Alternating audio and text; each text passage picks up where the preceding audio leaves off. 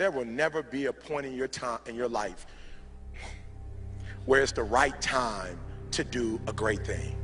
If you're waiting for that perfect moment, that perfect timing, it's not going to happen. You know what you have to do? You have to create the perfect time and the perfect opportunity and the perfect situation. So that a lot of people become comfortable. They stop growing. They stop wanting anything. They become satisfied. People getting ready to go to jobs that they don't like. Jobs that are making them sick. You see, when you're not pursuing your goal, you are literally committing spiritual suicide. When you have some goal out here that you're stretching for and reaching for that takes you out of your comfort zone, you'll find out some talents and abilities you have that you didn't know you have. When the messenger of misery visits you, what are you going to do? What will keep you in the game?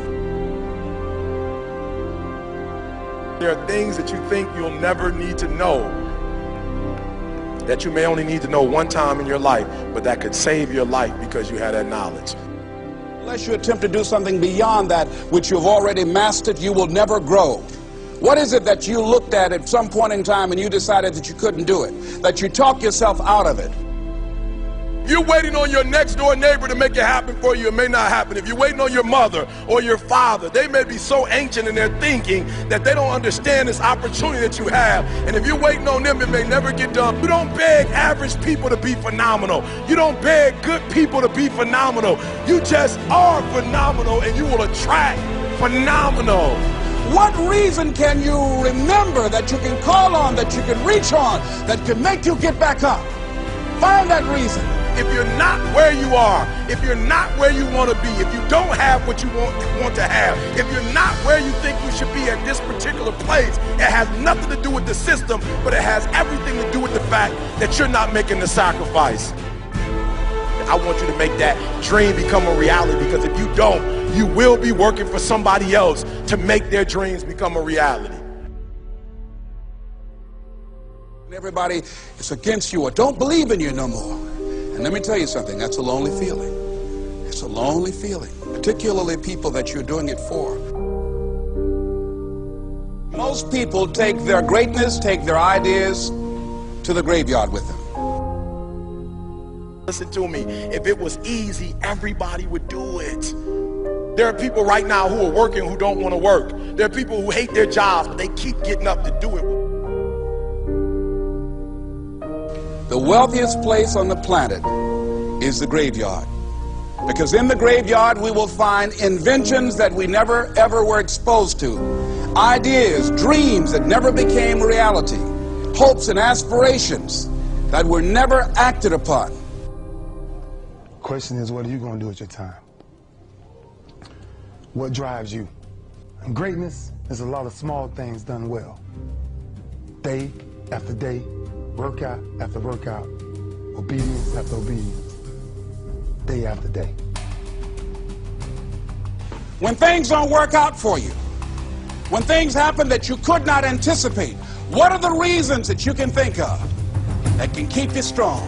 You will never ever be successful until you turn your pain into greatness, until you allow your pain to push you from where you are to push you to where you need to be. Stop running from your pain and embrace your pain. Your pain is going to be a part of your prize, a part of your product. I challenge you to push yourself. See, it's easy to be on the bottom. It doesn't take any effort to be a loser. It doesn't take any motivation, any drive in order to stay down there on a low level. But it calls on everything in you. You have to harness your will to say, I'm going to challenge myself. I mean that what you did last week don't count. Today is the only important day. There are 86,400 seconds in a day, and how you use those are critical. You got 86,400 today, and what you do today is going to cement who you are. Nobody's going to talk about what you did last week. That the biggest enemy you have to deal with is yourself. There's an old African proverb that says, if there's no enemy within, the enemy outside can do us no harm. you have this opportunity of a lifetime. It means absolutely nothing if you don't take advantage of it in the lifetime of this opportunity. I got a saying that when life knocks you down, try and land on your back, because if you can look up, you can get up. If you want a thing bad enough to go out and fight for it, to work day and night for it, to give up your time, your peace, and your sleep for it, if all that you dream and scheme is about it, and life seems useless and worthless without it.